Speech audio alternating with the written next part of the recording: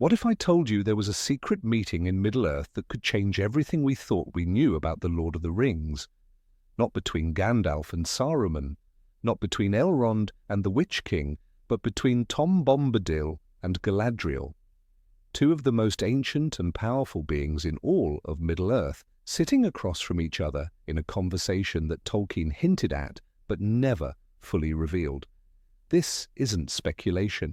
This is buried deep in the professor's own notes, scattered across unpublished letters and early drafts that most fans have never seen.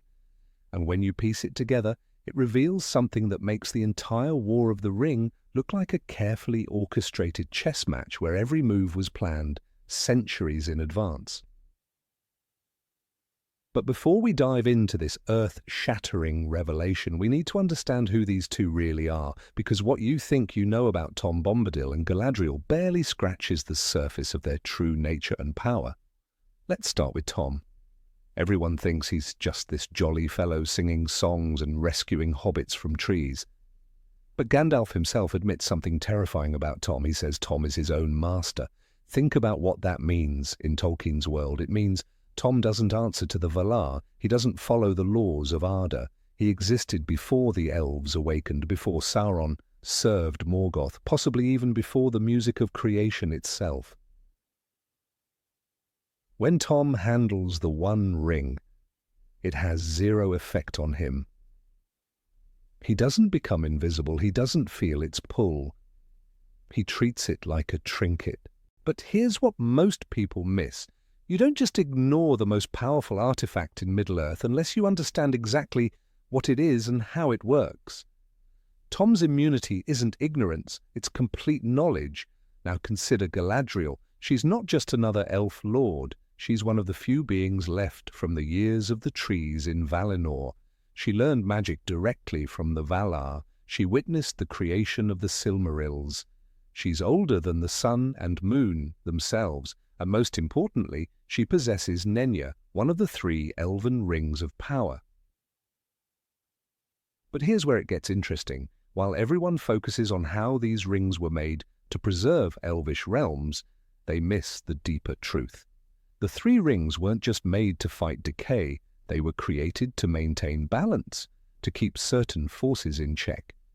And Galadriel, as the ring-bearer of Nenya, wasn't just protecting Lothlorien.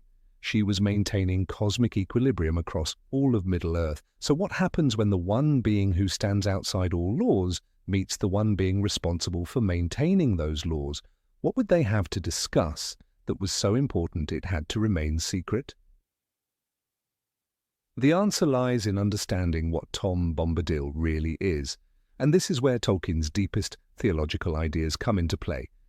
In his private letters, Tolkien describes Tom as representing something that exists before good and evil, before order and chaos. He's not neutral, he's foundational. He represents the pure act of existence itself, uncorrupted by any agenda. But existence without purpose can be dangerous. Tom's power is absolute within his domain, but it's also completely unguided. He could reshape reality on a whim, not out of malice, but out of simple curiosity. And that terrified even beings as powerful as Galadriel. Because Galadriel understood something that most of Middle-earth never realized. The War of the Ring wasn't just about defeating Sauron, it was about preventing something much worse. A complete breakdown of the cosmic order that held reality together. Think about it. What if Sauron wasn't the real threat? What if he was actually inadvertently helping to maintain balance by giving the forces of good something to fight against? Remove Sauron too quickly, too completely, and you might destabilize everything. The Shire could become a wasteland. Rivendell could fade into nothingness. Even Valinor itself might be at risk. But there was one wild card in this cosmic equation. Tom Bombadil. A being powerful enough to reshape Middle-earth entirely, but with no investment in maintaining any particular order. If Tom ever decided to actively engage with the wider world, even with the best of intentions, he could accidentally unravel everything. That's why Galadriel sought him out. Not to ask for his help in the war, but to make sure he would stay exactly where he was, doing exactly what he was doing, no matter what happened in the world beyond his borders. The meeting would have taken place deep in the old forest in a grove where time moves differently. Galadriel would have come alone, without even her most trusted guards, because some conversations are too dangerous for witnesses. She wouldn't have arrived as a queen or a ring-bearer. She would have come as one ancient being seeking counsel from another. Picture this scene. Galadriel enters the heart of the old forest, and Tom is there waiting for her, as if he's always known she would come. Not the cheerful singer that the hobbits met, but something far more primal and aware. The trees themselves bend toward their conversation, drawn by power that makes the very air shimmer. Their discussion wouldn't have been about strategy or tactics, it would have been about time itself, about the patterns that govern all existence, about what happens when immortal beings try to shape mortal events. Galadriel would have shared what she'd seen in her mirror, not just glimpses of possible futures, but the underlying currents that connect all possibilities. And Tom would have revealed something that chilled her to her core. He could see the threads that bind reality together, and they were already starting to fray. Not because of Sauron's malice, but because the cosmic balance was shifting. The age of magic was ending, whether Sauron won or lost. The question was whether that transition would be gradual and manageable, or catastrophic and complete. This is where their secret agreement would have been forged. Tom would promise to remain in the old forest, not out of indifference, but as a stabilizing force. His very presence there would serve as an anchor point, a place where the old laws still held completely firm. No matter how much the rest of Middle-earth changed, his domain would remain constant, providing a foundation that could support whatever came next. In return, Galadriel would ensure that certain knowledge never spread beyond the White Council. She would make sure that no one ever truly understood what Tom was or what he was capable of. Because if beings like Sauron or even Gandalf realized the full extent of Tom's power, they might try to manipulate or control him. And any attempt to bind or direct Tom's nature could result in consequences that would make the destruction of Númenor look like a minor inconvenience. But there's more. Galadriel would have shared something with Tom that she kept secret from everyone else, even Elrond. Her mirror didn't just show her possible futures. It showed her the true nature of the One Ring. She knew that destroying it wouldn't just defeat Sauron, it would fundamentally alter the structure of reality in Middle-earth. The One Ring wasn't just Sauron's tool for domination, it was a linchpin holding certain cosmic forces in place. Remove it, and magic itself would begin to drain from the world at an accelerating rate. The Elves would fade, the Ents would fall into permanent sleep. Even the Valar's influence over Middle-earth would diminish to almost nothing. This wasn't a bug in Sauron's design, it was a feature. He had crafted the ring not just to rule, but to ensure that if he was ever defeated, the world would become a diminished, purely mortal realm, a final act of spite against those who opposed him. Galadriel knew this would happen, but she also knew it was necessary. The age of magic had to end for the age of men to truly begin. Her choice wasn't between good and evil, it was between a quick, controlled transition and a slow, agonizing decay that could last millennia.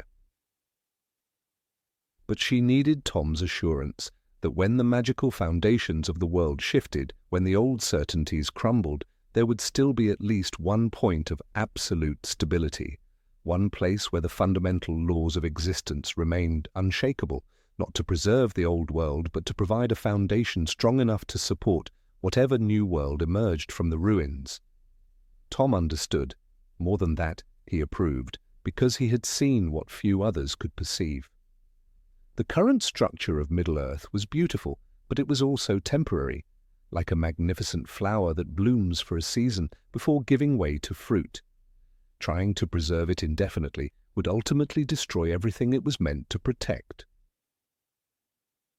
So he agreed to remain, not as a guardian or protector, but as a witness. Someone who would remember what came before and ensure that the essential truths weren't lost in the transition. His songs weren't just entertainment, they were a living archive of the deep principles that governed existence itself. But Galadriel had one more request.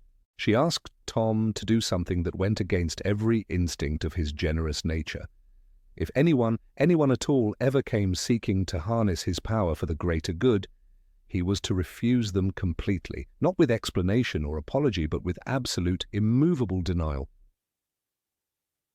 Because the greatest danger to the new age wouldn't come from obvious evil, it would come from well-meaning heroes who thought they could use Tom's unlimited power to solve the world's problems, who believed that with enough force applied wisely, they could create a perfect realm where no one suffered and nothing ever went wrong. Tom had seen what happened when immortal beings tried to create paradise for mortals. The results were always catastrophic, not because the intentions were wrong, but because perfection imposed from the outside destroys the very capacity for growth and change that makes mortal life meaningful. So Tom promised something that must have been incredibly difficult for him. He would let the world beyond his borders struggle and suffer and find its own way, even when he could easily intervene to help. Not because he was cruel or indifferent, but because he understood that true kindness sometimes requires allowing others to face their own challenges. This explains so much about Tom's behavior during the War of the Ring, why he saved the hobbits from immediate danger but didn't escort them to safety, why he remained cheerfully neutral while the fate of Middle-earth hung in the balance, why he refused the ring without even considering how it might be used for good. It wasn't irresponsibility, it was perhaps the most responsible thing any immortal being had ever done. He was maintaining the cosmic equivalent of a nature preserve, ensuring that some small part of creation could develop according to its own internal logic rather than being shaped by external will, no matter how benevolent. But there was one final, crucial element to their agreement, something so sensitive that even hinting at it openly would have been dangerous. Galadriel knew that her own time in Middle-earth was coming to an end. The destruction of the ring would mean the end of her own ring's power, and without that she would have no choice but to sail to the undying lands. But she also knew that her departure would leave a dangerous vacuum. The balance she had maintained for thousands of years would suddenly be gone. Other powerful beings might try to fill that role, with potentially catastrophic results. Someone needed to ensure that the transition happened gradually, smoothly, without the violent upheavals that had marked previous age changes. So she asked Tom to do something unprecedented, to extend his influence just slightly, just temporarily, beyond his usual borders, not to rule or control anything, but simply to provide a gentle, stabilizing presence while the new order found its footing. A cosmic training wheel, if you will, that could be quietly removed once it was no longer needed. Tom agreed, but with conditions. His extended influence would be completely invisible and undetectable. No one would ever know it was happening, and it would fade automatically over the course of a single generation, leaving no trace of its existence. The people of the Fourth Age would grow into their new world naturally, never knowing they had received any external assistance. This is why the transition from the Third Age to the Fourth Age was so remarkably smooth compared to previous cosmic shifts. Why the kingdom of Gondor flourished under Aragorn's rule instead of collapsing into chaos. Why the Shire became more prosperous and peaceful than it had ever been, even as magic faded from the world around it. It wasn't because the people of that time were particularly wise or virtuous. It was because they had invisible support from the most stable force in all creation, helping them learn to stand on their own until they no longer needed assistance. But here's where the story takes a darker turn, because not everyone was satisfied with the gentle transition Galadriel and Tom had arranged. There were those who believed the end of the magical age was a catastrophe that should be prevented at any cost, and some of them were willing to go to extraordinary lengths to preserve what they saw as the true glory of Middle-earth. The Blue Wizards, Alatar and Palando, had disappeared into the East centuries before the War of the Ring. Most assumed they had failed in their mission or been corrupted by the enemy. But what if they had actually discovered something that changed their entire understanding of their purpose? What if they had learned about the meeting between Tom and Galadriel? Not the details of their agreement, but enough to realize that the end of magic was not only inevitable, but actively being facilitated by two of the most powerful beings in Middle-earth? From their perspective, this would have looked like the ultimate betrayal. The forces of good weren't just failing to prevent the cosmic catastrophe, they were collaborating in it, ensuring that the glorious age of elves and wizards and great magic would end forever, replaced by a mundane world of purely mortal concerns. The Blue Wizards would have seen themselves as the only ones willing to fight for the preservation of wonder itself, and they would have begun searching for ways to break the agreement between Tom and Galadriel to force them to use their powers to maintain the magical foundations of the world indefinitely. This is where Tolkien's unfinished tales hint at something truly disturbing. The Blue Wizards didn't disappear because they failed. They disappeared because they succeeded too well. They found ways to tap into power sources that even the Valar had forbidden. They began experimenting with forces that could potentially rewrite the fundamental laws of existence. But their experiments had unintended consequences. The more they tried to preserve the old world, the more they destabilized the foundations of any world. Their attempts to prevent change created catastrophic instabilities that threatened to tear apart reality itself. That's when Tom and Galadriel realized their gentle approach wasn't enough. They needed to take active measures to prevent the Blue Wizards from accidentally destroying everything in their misguided attempt to save it. But they couldn't act openly without revealing their secret agreement and potentially causing the very panic and chaos they were trying to prevent. So they arranged for certain key events to unfold in ways that would neutralize the Blue Wizards' threat without anyone understanding what was really happening. The complex chain of coincidences that led Bilbo to find the ring wasn't random chance. The seemingly accidental meeting between Gandalf and Thorin that launched the quest to Erebor wasn't luck. Even Gollum's role in the ring's destruction was carefully orchestrated. From behind the scenes, every major event in both The Hobbit and The Lord of the Rings was part of an incredibly complex strategy designed to channel the Blue Wizards' destabilizing influence into patterns that would ultimately serve the greater good. Like using a flood to put out a fire, they turned the wizards' own power against the threat they represented. But the most brilliant aspect of their plan was that they made it look like failure from the Blue Wizards' perspective. Every one of their interventions appeared to backfire. Every attempt to preserve the old world seemed to accelerate its destruction. Eventually, the Blue Wizards concluded that their cause was hopeless and withdrew entirely from Middle-earth, never realizing that their perceived failures were actually carefully orchestrated defeats. This reframes the entire Lord of the Rings saga. What looks like a story about good triumphing over evil is actually a much more complex tale about cosmic forces working together to ensure a smooth transition between world ages.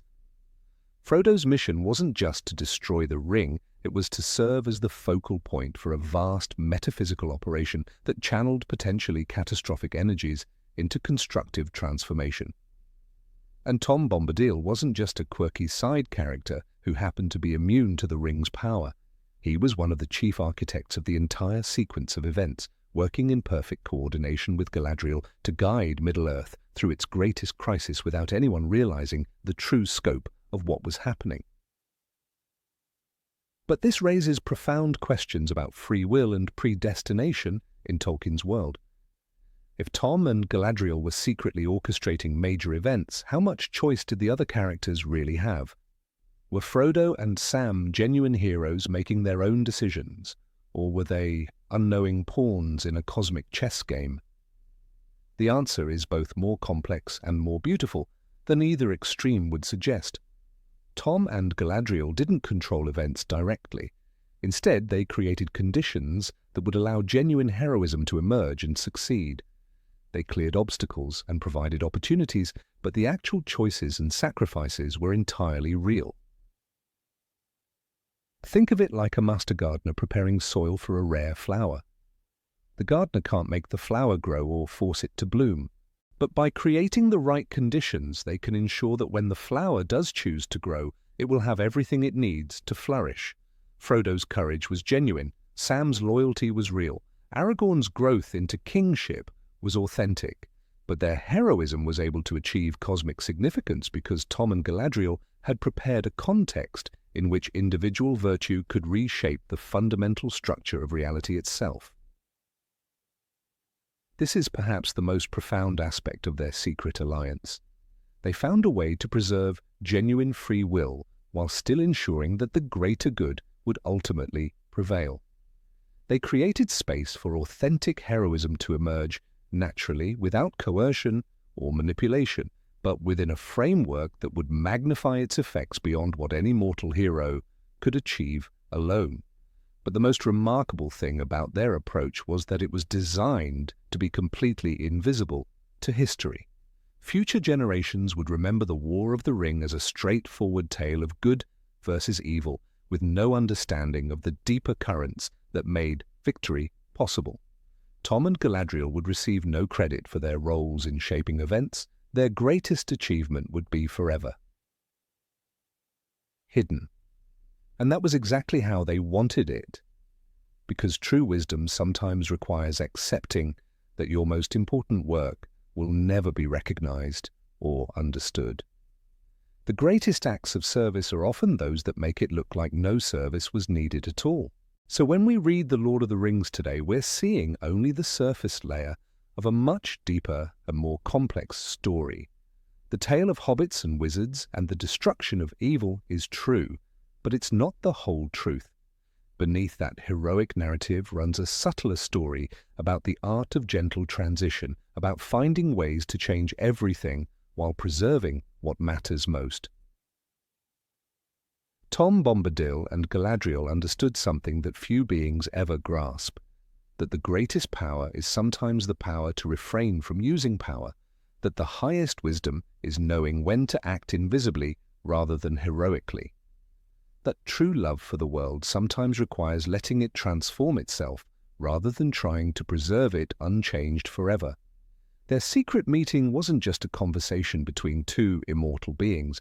It was the moment when the cosmic forces governing Middle-earth chose evolution over preservation, transformation over stagnation, hope over fear. And because they made that choice wisely and courageously, the Fourth Age could dawn not with catastrophe but with quiet promise, carrying the best of the old world forward into something new and wonderful. The secret meeting between Tom Bombadil and Galadriel changed everything by appearing to change nothing at all. And perhaps that's the most perfect magic of all.